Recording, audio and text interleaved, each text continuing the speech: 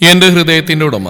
രചന Jasmine കുഞ്ഞോൾ. അവതരണം ഷാഹുൽ മലയിൽ. Editing Faisal C എന്ന് ഊഞ്ഞേരി.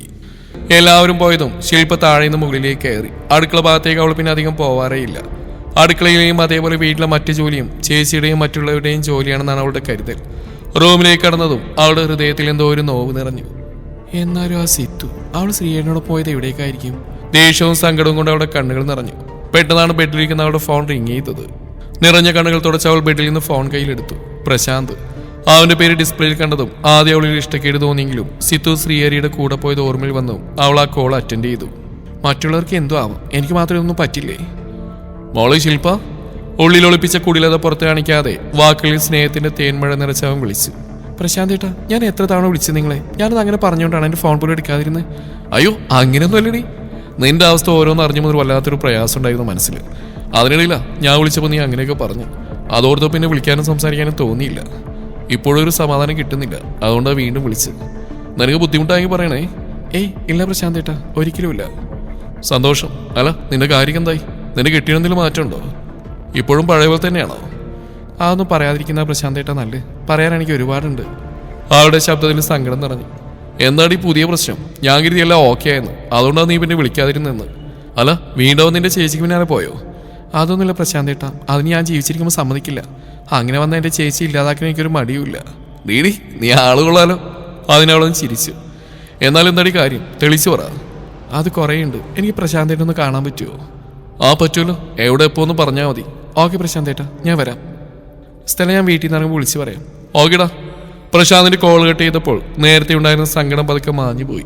അതിനു പകരം അവളുടെ ഉള്ളിൽ പക നിറഞ്ഞു. ഡ്രസ്സ് മാറി ശില്പ താഴേക്ക് ഇറങ്ങുമ്പോൾ പത്മ ഹാളിൽ പത്രവും നോക്കി ഇരിപ്പുണ്ട്. അമ്മേ. ശില്പയുടെ വിളി കേട്ട് കൈയുള്ള പത്രം സോഫയിലേക്ക് വെച്ചിട്ട് അവർ എഴുന്നേറ്റു. നീ എവിടേക്കാ മോളെ? ഞാനൊന്ന് പുറത്തു പോയിട്ട് വരാം അമ്മേ. എന്തിനു പോവാ നീ? എന്തെങ്കിലും പർച്ചേസിന് പോവാണെങ്കിൽ സുനിയെ കൂട്ടിയിട്ട് കാറി പോയിക്കോ. അത് വേണ്ടമ്മേ, ഞാനൊരു ഓട്ടോ വിളിച്ച് പോയിക്കോളാം. അതുമല്ല, ഞാൻ വരാൻ ലേറ്റായ മുത്തശ്ശിനെ കൂട്ടി പോകാനുണ്ടായ ബുദ്ധിമുട്ടാവും. എന്നാ പോയി വാ, വേഗം ഇങ്ങ് പോന്നേക്ക്. അല്ല, നീ അവനോട് പറഞ്ഞായിരുന്നോ പുറത്തു പോകുന്ന കാര്യം? ഇല്ലമ്മേ, എന്തെങ്കിലും ഒന്ന് പറയാനോ ചോദിക്കാനോ? അമ്മയുടെ മോനിപ്പം ഞാൻ കാണാറ് പോലും ഇല്ലല്ലോ. മുകളിലെ റൂമിൽ നിന്ന് താമസം താഴേക്ക് മാറ്റിയത് അമ്മ അറിഞ്ഞില്ലേ? മോളെ, അത് നീ അവനോട് ഓരോന്ന് പറഞ്ഞ് അവനെ ദേഷ്യം പിടിപ്പിക്കാൻ പോയിട്ടല്ലേ? ഇനിയെങ്കിലും മോൾ അവൻ പറയുന്നത് കേട്ടിട്ട് നല്ല രീതിയിൽ അവനോട് പെരുമാറി നോക്ക്. നിന്നോട് തിരിച്ച് അവനും നല്ല രീതിയിൽ പെരുമാറും. അതൊന്നും നടക്കില്ല അമ്മേ. എനിക്ക് എൻ്റെതായ പ്രൈവസി ഉണ്ട്, ഓരോരുത്തർക്കും അതുണ്ട്. അങ്ങനെ ജീവിക്കാൻ കഴിയുള്ളൂ. അല്ലാതെ മാരേജ് കഴിഞ്ഞെന്ന് കരുതി അവർ പറയുന്നെല്ലാം കേട്ട് ജീവിക്കാൻ കഴിയില്ല. അതുമല്ല, ഞാൻ ശ്രീയേട്ടൻ എന്തെങ്കിലും പറഞ്ഞിട്ടുണ്ടെങ്കിൽ എല്ലാം സത്യമായ കാര്യങ്ങളാണ്. അതിൽ എന്നിലൊരു തെറ്റ് ഞാൻ കാണുന്നില്ല. അതുകൊണ്ട് തന്നെ ശ്രീയേട്ടൻ എന്നോട് വന്ന് മാപ്പ് പറയാതെ ഞാൻ ഇത്തിരി പോലും താഴ്ന്നു കൊടുക്കില്ല. അതിന് ഈ ശില്പയെ കിട്ടുകയില്ല. അങ്ങനെയുള്ള പിടിവാശിയൊന്നും ഇവിടെ നടക്കില്ല മോളെ. പെട്ടെന്ന് മുത്തശ്ശ ആളിലേക്ക് കടന്നു പറഞ്ഞു. അവളൊന്നും വല്ലാതെയായി. ഞാൻ അങ്ങനെ പറഞ്ഞല്ലോ മുത്തശ്ശ. എങ്ങനെ പറഞ്ഞതായാലും ഇവിടെ ഇതൊന്നും നടക്കില്ല. എന്നാ മുത്തശ്ശനെ കാര്യം ചെയ്യും, കൊച്ചുമോനെ നന്നാക്കിയെടുക്കാൻ നോക്കുക ആദ്യം, എന്നിട്ട് എന്നെ നന്നാക്കിയാൽ മതി. മുത്തശ്ശനെ നോക്കി പറഞ്ഞിരുന്നു. അവളുടെ മുഖത്ത് ആഞ്ഞൊരു അടി വീണു. ആരാണെന്ന് അവൾ നോക്കിയതും കണ്ടു. കോപത്താൽ ജ്വലിച്ചു നിൽക്കുന്ന മുഖവുമായി ചേച്ചി.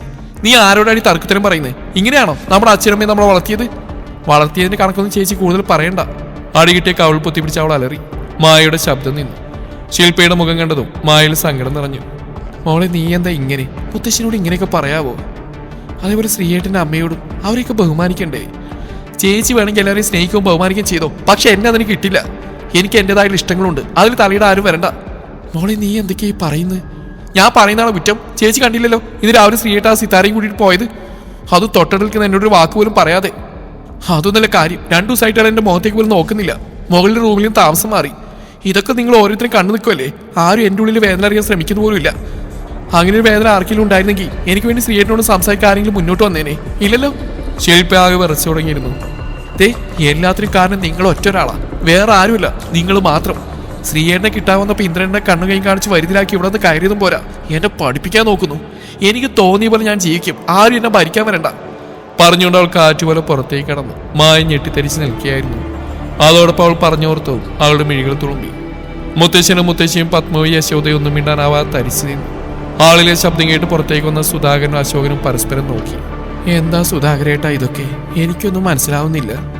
പത്മം സുധാകരന് മുമ്പിൽ തന്റെ വേദനകൾ എണ്ണിപ്പെറുക്കി കണ്ണീർ വാർത്തു. അതൊക്കെ തന്നെയാണ് ഞാനും ഓർക്കുന്നത്. ഞങ്ങളിവിടെ ഇല്ലാതിരുന്ന സമയത്ത് ഇതിനേക്കാൾ കൂടുതൽ സംഭവിച്ചിട്ടുണ്ടാവുമല്ലോ. എങ്ങനെയുണ്ട് ഇപ്പോ? നിനക്കും നിന്റെ മോൾക്കൊല്ലായിരുന്നു നിർബന്ധം. അവൾ തന്നെ ശ്രീഹരിക്ക് പെണ്ണായിട്ട് വേണമെന്ന്. എന്നിട്ടിപ്പോ എന്തായി? അന്നേ എനിക്ക് വലിയ താല്പര്യം തോന്നിയില്ല, പിന്നെ ഗതികേട് കൊണ്ട് സമ്മതിച്ചു പോയതാ. സുധാകരേട്ടാ, നിങ്ങൾ കൂടെ എന്നെ ഇങ്ങനെ കുറ്റപ്പെടുത്തല്ലേ? ഞാൻ കുറ്റപ്പെടുത്തിയൊന്നുമല്ല, സത്യം പറഞ്ഞ ഞങ്ങളൊന്നും ഇനി എന്തൊക്കെ പറഞ്ഞാൽ അവളുടെ സ്വഭാവം മാറില്ല. അവിടെ ചേച്ചി പറഞ്ഞിട്ട് പോലും അനുഭവം ഇതാ. ഇനി നിനക്ക് മാത്രമേ എന്തെങ്കിലും ചെയ്യാൻ കഴിയുള്ളൂ. അതെങ്ങനെയാ സുധാകരേട്ടാ? നേരത്തെ അവൾ എന്നോട് കൂടെ തട്ടിക്കയറിയിട്ടാ പോയത്. ഇനി അവളുടെ അടുത്തേക്ക് പോയി അവൾ എന്നെ കേൾക്കാൻ നിൽക്കുമോ? നീ നോക്ക്. അല്ല, അവളെയും കൊണ്ടോ ചാടിത്തുള്ളി പോയത്? വല്ലതും പറഞ്ഞോ? അതൊന്നും പറഞ്ഞില്ല. അവൻ്റെ സമ്മതം പോലും ചോദിക്കാതെ പോയത്. ഇങ്ങനെ പോയാൽ എന്താ ചെയ്യാ? നമ്മുടെ അച്ഛന് പോലും വിലയില്ല അവൾക്ക്. എന്താവോ എന്തോ, ദൈവത്തിനറിയാം. എല്ലാത്തിനും അവളെ പറഞ്ഞാൽ മതി, അവളുടെ ചേച്ചിയെ. അവൾ ഒറ്റയെത്തി എല്ലാത്തിനും കാരണം. ഓഹോ, അപ്പൊ ഇതും അവളുടെ തലയിലേക്ക് തന്നെ അല്ലേടി? മതി, നിർത്തിക്കോ നീ. ആർക്ക് വേണമെങ്കിലും കൊട്ടാനായിട്ടുള്ളതാണല്ലോ അവള്. നീ നന്നാവൂലടി ഒരിക്കലും. നിനക്ക് പറ്റിയ മരുമകൾ ശില്പന്യാ, അനുഭവിക്ക്. പക്ഷെ എൻ്റെ മോന്, അവനെ ഓർക്കുമ്പോഴാ വേദന. എന്നെ ഒന്നിനും വിളിക്കണ്ട, എന്താന്ന് വെച്ചാ ചെയ്യ്. അത്രയും പറഞ്ഞിട്ട് പത്മത്തിനെ ദേഷ്യത്തിൽ തുറച്ചു നോക്കി അദ്ദേഹം എഴുന്നേറ്റു. മോളെ ശ്രീകുട്ടി, നീ ഇതൊക്കെ നകത്തേക്ക് എടുത്തു വെക്ക്. ഞാനൊന്ന് തറവാട്ടി പോയി വരാം. അച്ഛനെയും അമ്മയും കാണാനായിട്ട് എന്തോ പൊറുതിയേട്. സത്യൻ അനിയൻ്റെ വീട്ടിൽ നിന്ന് സ്വന്തം വീട്ടിലെത്തിയതായിരുന്നു ഉമ്മയും സത്യനും ശ്രീകുട്ടിയും. അല്ലമ്മേ, കുറച്ചു കഴിഞ്ഞിട്ട് പോയാൽ പോരെ? യാത്രാക്ഷീണമൊക്കെ മാറ്റിയിട്ട്. അതുവരെ സമാധാനമില്ലടി മോളെ. ഞാൻ പോയിട്ട് വേഗം വരാം. എന്നാ വേഗം പോയിട്ട് വാ. മോളെ, ഞാനും അങ്ങോട്ട് വരാം. ഇതൊന്ന് അകത്തേക്ക് വെച്ചോട്ടെ. ഉമ്മ ഗേറ്റ് കടന്നു പോയെന്ന് സത്യം പുറത്തേക്ക് നോക്കി വിളിച്ചു പറഞ്ഞു. ആച്ചാ, പതിയെ മതി. അപ്പോഴാണ് അവളുടെ കയ്യിൽ നിന്ന് ഫോൺ ശബ്ദിച്ച്. നോക്കുമ്പോൾ മിഥുനേട്ടൻ. അവളുടെ ചുണ്ടിലൊരു പുഞ്ചിരി വിരിഞ്ഞു. ആ പുഞ്ചിരിയോടെ തന്നെ അവൾ കോൾ അറ്റൻഡ് ചെയ്തു. മിഥുനേട്ടാ, എത്തിയോടാ? ഇപ്പൊ എത്തിയേ ഉള്ളൂ. മാമിയും മാമനോടെ? അച്ഛനകത്തുണ്ട്. അമ്മതേ ശ്രീമംഗലത്തേക്ക് പോയി. മുത്തച്ഛനെയും മുത്തശ്ശനെയും കാണാനായിട്ട് സമാധാനമില്ല പോലും. അവൾ പറഞ്ഞുകൊണ്ട് ചിരിച്ചു. എന്റെ പെണ്ണ് ഹാപ്പി അല്ലേ? ഒരുപാട് ഹാപ്പിയാ മിഥുനേട്ടാ. സമാധാനം. ഇപ്പോഴെങ്കിലും ഈ ശബ്ദത്തിലൊരു സമാധാനം വന്നല്ലോ. എനിക്ക് അത് മതി. എന്നതാ വെച്ചോ, ഞാൻ എത്തിയെന്നറിയാൻ വിളിച്ചാ. ഒന്ന് ഫ്രഷ് ആയിട്ട് വിളിക്ക്, ബാക്കി അപ്പം പറയാം. ഓക്കെ മിഥുനേട്ടാ. മിഥുന്റെ കോൾ കട്ട് ചെയ്തും അവളുടെ ഓർമ്മയിൽ അവനോടൊപ്പമുള്ള കഴിഞ്ഞ ദിവസങ്ങളെ നിമിഷങ്ങൾ ഒഴുകിയെത്തി.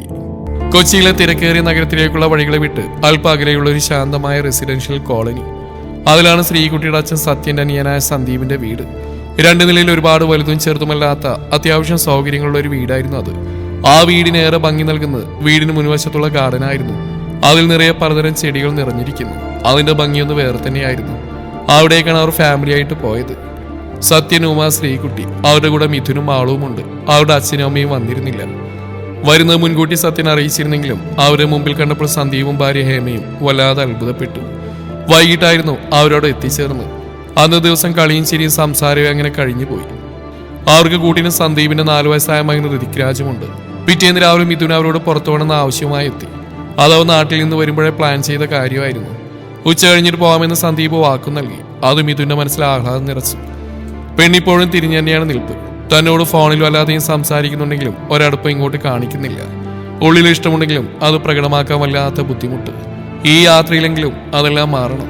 തിരിച്ചു നാട്ടിലേക്ക് പോകുമ്പോൾ അവളുടെ ഹൃദയത്തിൽ ഈ മിഥുൻ എന്ന പ്രണയം മാത്രമാവണം. മിഥുന്റെ ആഗ്രഹം അതുമാത്രമായിരുന്നു. അതിനിടയിൽ ഒളിഞ്ഞും പതുങ്ങിയും ശ്രീകുട്ടിക്കരിയിലേക്ക് അവൻ ചെല്ലുമ്പോൾ അവൾ ആകെ പരിഭ്രമം കാണിക്കും. മുമ്പൊരിക്കലും ഇല്ലാത്ത അമ്പരപ്പ് താൻ അരികിൽ ചെല്ലുമ്പോൾ അവളിൽ കാണുന്നതാണ് ഇഷ്ടമെന്നതിനുള്ള ഏക തെളിവ്. ഇതിങ്ങനെ വിട്ടാൽ ശരിയാവില്ലെന്ന് അവൻ അപ്പോഴേ ഉറപ്പിച്ചു. അങ്ങനെ ഉച്ചക്കുള്ള ഭക്ഷണം കഴിഞ്ഞതും അവരെല്ലാവരും പോവാൻ തയ്യാറായി. മലയാറ്റൂർ വിഭാഗത്തുള്ള ഉയരം കൂടിയ വ്യൂ പോയിന്റായ ബന്ദർകുന്നിലേക്കാണ് അവർ പോയത്. വണ്ടിയിൽ നിന്നിറങ്ങിയതും സന്ദീപിനൊരു ഫോൺ കോൾ വന്നു. അവൻ ഫോൺ അറ്റൻഡ് ചെയ്ത് മാറി നിന്ന് സംസാരിക്കാൻ പോയി. കൂടെ സത്യനും പോയി. നിങ്ങൾ പോയിട്ട് വാ, എനിക്കെങ്ങും കയറാൻ വയ്യ, ഉമ നീരസത്തോടെ പറഞ്ഞു. അമ്മേ വാ, മുകളിൽ നിന്ന് നോക്കിയാൽ നല്ല ഭംഗിയെ കാണാൻ.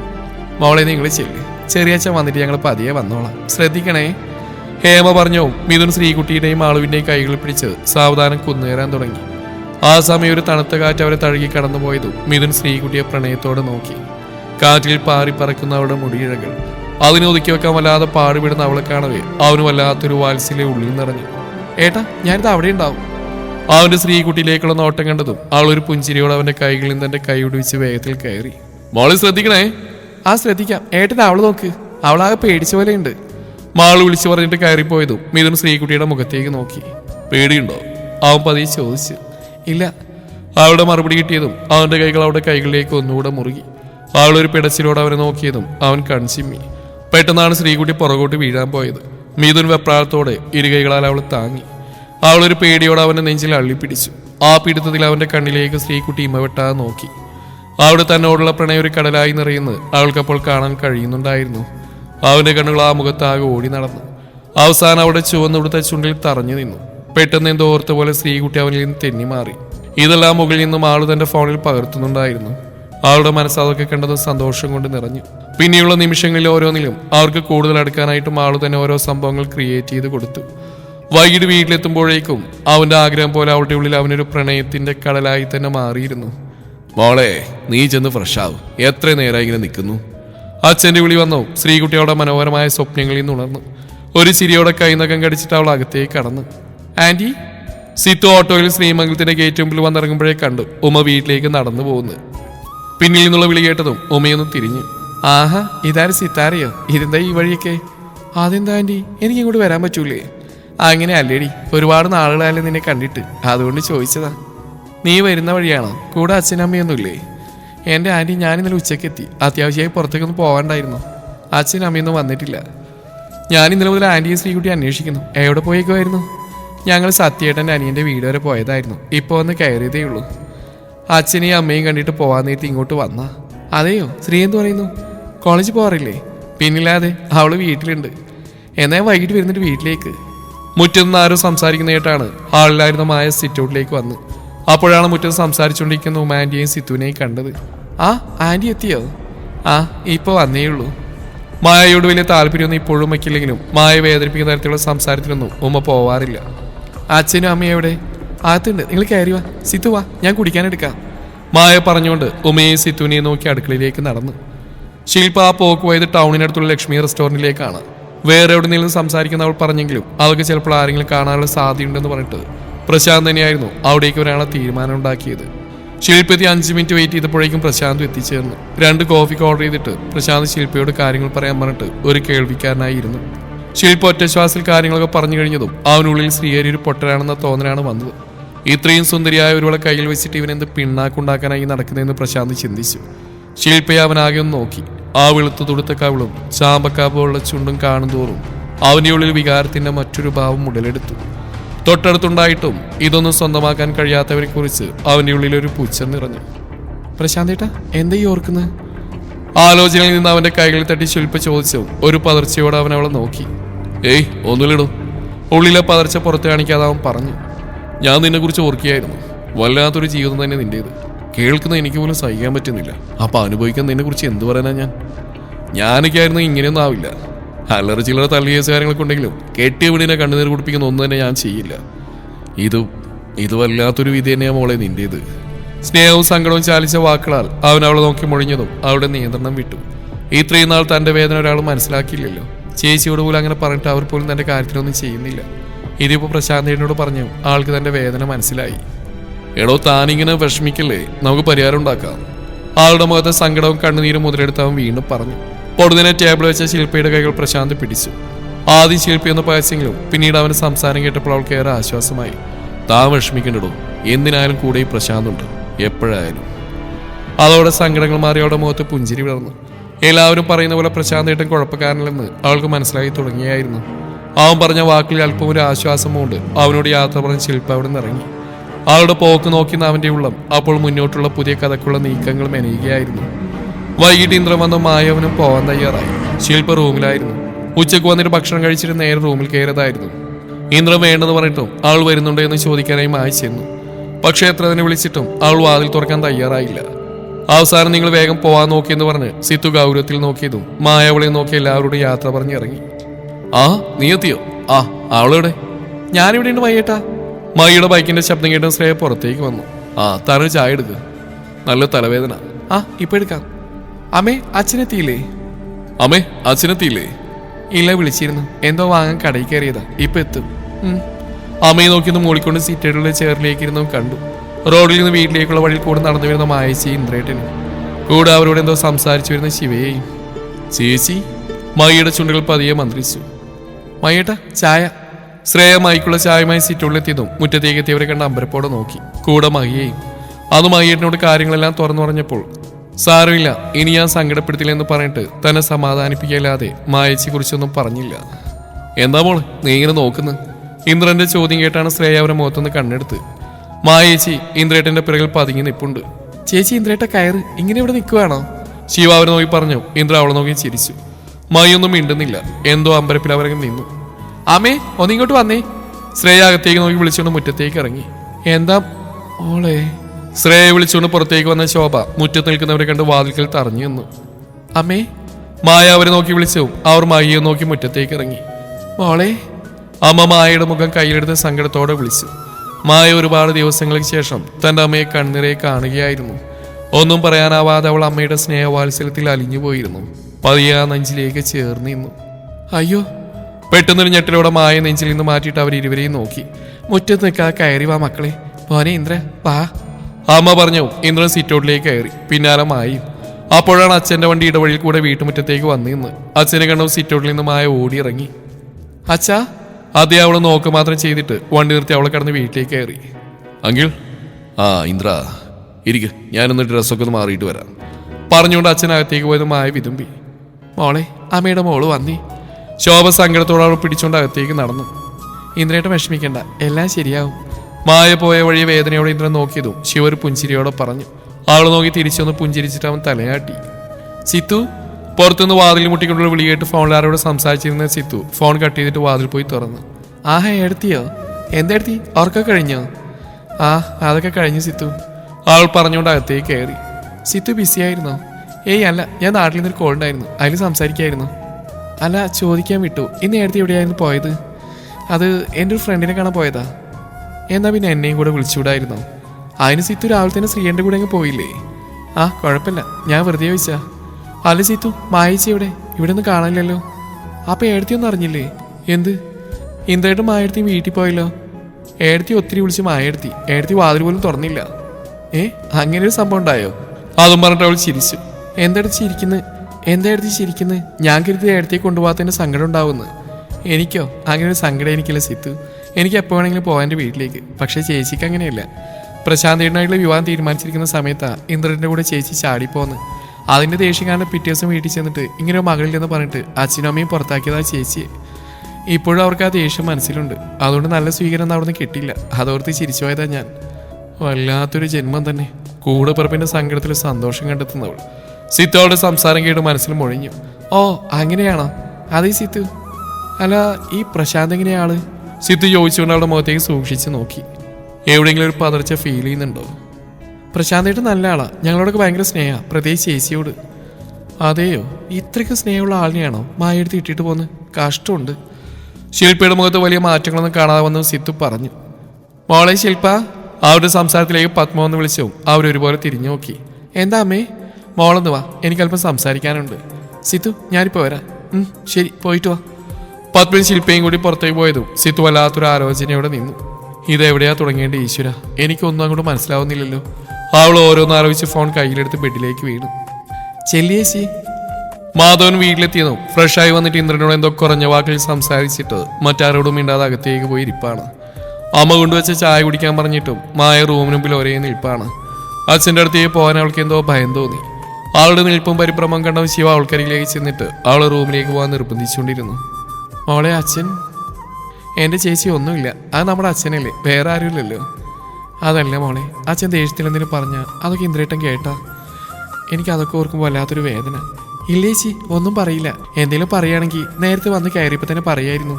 ഇനി ഇന്ദ്രേട്ടൻ്റെ കൂടെ ഉള്ളപ്പോൾ ഒന്നും പറയില്ല. ഇനിയെങ്കിലും ചേച്ചി അങ്ങോട്ട് ചെല്ല്. ഈ മനസ്സിൽ ഒളിപ്പിച്ചു വെച്ച വേദനകളും സങ്കടങ്ങളൊന്നും മാറട്ടെ, എന്നിട്ടൊരു സമാധാനം വരട്ടെ. ശിവ വീണ്ടും അവൾക്ക് ഓരോന്ന് പറഞ്ഞു കൊടുത്തിട്ട് റൂമിലേക്ക് തള്ളി. മാധവൻ റൂമിലെ കട്ടിൽ നിന്ന് തറയിലേക്ക് മിഴികളൂന്നി എന്തോ ആലോചനയിലായിരുന്നു. തൊട്ടടുത്ത് ആരുടെയോ കാൽ പെരുമാറ്റം അറിഞ്ഞു അദ്ദേഹം ഒന്ന് തല ഉയർത്തി നോക്കി. അടുത്ത് മായ കണ്ടത് വീണ്ടും തറയിലേക്ക് തന്നെ മിഴികൾ പാഞ്ഞു. മായ ഒരു ധൈര്യത്തോടെ കട്ടിൽ അച്ഛൻ്റെ അരികിലിരുന്നു. അച്ഛാ. മായ പതുക്കെ വിളിച്ചതും അദ്ദേഹം തല ഉയർത്തിയില്ല. അച്ഛാ, ഈ മോളോട് പൊറുക്കച്ഛ. അച്ഛൻ തന്നെ നേരെ നോക്ക പോലും ചെയ്യാതിരിക്കുന്ന കണ്ടപ്പോൾ മായ അച്ഛൻ്റെ കൈകൾ പിടിച്ചിട്ട് പറഞ്ഞു. അദ്ദേഹം തലയിരിച്ചെന്ന് അവളെ നോക്കി. അച്ഛാ, ഞാൻ തെറ്റായിട്ടൊന്നും ചെയ്തില്ല. അന്ന് ഷോപ്പിൽ നിന്ന് വയ്യായിട്ട് വീട്ടിലെത്തി ഞാൻ ക്ഷീണത്തോടെ റൂമിൽ ചെന്ന് കിടന്നു. ആ സമയം പ്രശാന്തായിട്ട് എങ്ങനെയോ ഇവിടെ എത്തി എന്നെ അപായപ്പെടുത്താൻ നോക്കി.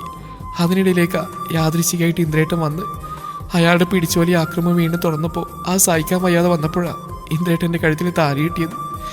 അന്ന് ഇന്ദ്രേട്ടൻ ഈ വീട്ടിലെത്തിയില്ലായിരുന്നെങ്കിൽ ഇന്ന് അച്ഛൻ്റെയും മോള് ജീവനോടെ ഉണ്ടാവുമായിരുന്നില്ല. പറഞ്ഞത് അവൾ അച്ഛൻ്റെ കൈകൾ കൂട്ടിപ്പിടിച്ച് പൊട്ടിക്കരഞ്ഞു. മോളെ. അവളുടെ കരച്ചിൽ കണ്ടു അദ്ദേഹത്തിൻ്റെ നെഞ്ചു നേറി. അദ്ദേഹം വാത്സല്യത്തോടെ അവളെ തന്നിലേക്ക് ചേർത്ത് പിടിച്ചിട്ട് ആ തലയിൽ തഴുകി. അദ്ദേഹത്തിനൊന്നും മിണ്ടാൻ കഴിയുന്നുണ്ടായിരുന്നില്ല. ഹൃദയം നുറുങ്ങുന്ന വേദനയിൽ വാക്കുകൾ പുറത്തേക്ക് വരുന്നില്ല. എന്തൊക്കെ അവളോട് പറയാനുണ്ടെങ്കിലും അതെല്ലാം ചങ്കിൽ കുടുങ്ങിപ്പോയ അവസ്ഥ. ചേച്ചി. ആ വിളി കേട്ടത് അച്ഛൻ്റെ നെഞ്ചിൽ നിന്ന് മായ പതിയെ മുഖമുയർത്തി.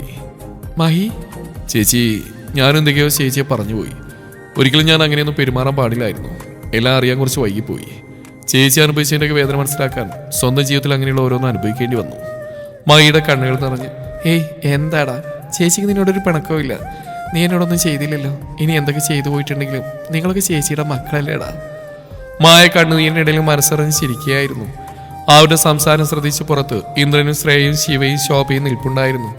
മാധവൻ മായയും ചേർത്ത് പിടിച്ച് ഹാളിലേക്ക് കടന്നു. ഒരുപാട് നാളുകളായി ഉള്ളിൽ മൂടിക്കെട്ടിരുന്ന കാർമേഘം ഒഴിഞ്ഞുപോയ സന്തോഷത്തിൽ അവർക്കായി ശോഭ നല്ലൊരു വിരുന്നൊരുക്കി. തുടരും ഈ കഥയുടെ ബാക്കി ഭാഗം നാളെ ഇതേ സമയം.